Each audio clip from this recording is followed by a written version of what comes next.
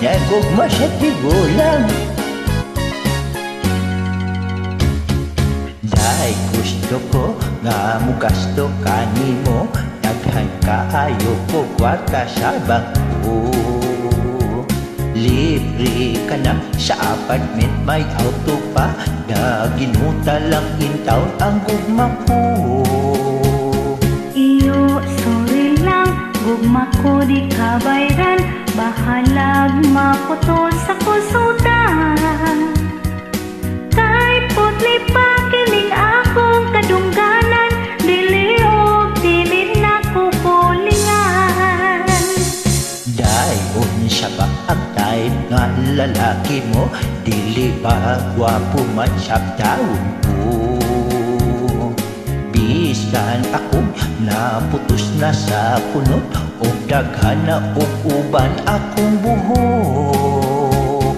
Iyo, suluha, kay dili gyud ko madala, ni anang imong mga bulada. Atong edad labihan nga lagyua, ako bata og tigulang ka na. Dahil please lagi ayaw akong bali-bari, imo alang gud akong sugar daddy. Lipaya lang kining gugma sa tigulang, way bali kung imo kong hukuhan.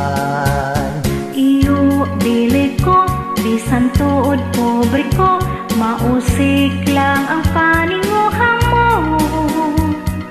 Sayran ta ka, kay kaming Pilipina, dili mahal sa among kwarta. Sige na day, naon siya ba niya si Inday nga? Dili-dili man.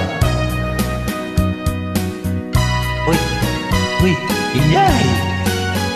Inday!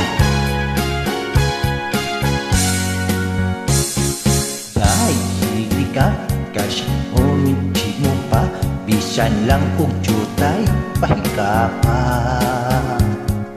Kung dili mo, kaloy-on kining gugma, magpasul ka daling magmahay pa. Iyo, no tatsing, bisan pag mag-unsa ka, ang gugma mo walay esperansa. Sayran ta ka, kay kaming Pilipina, dili mahangol sa imong kwarta.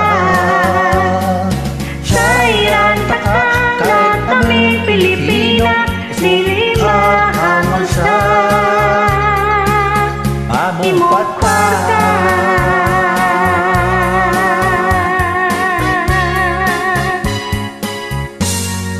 Day, sukta na taon ko, day. Ahuay diha, uy. Sige na, day. Thank you.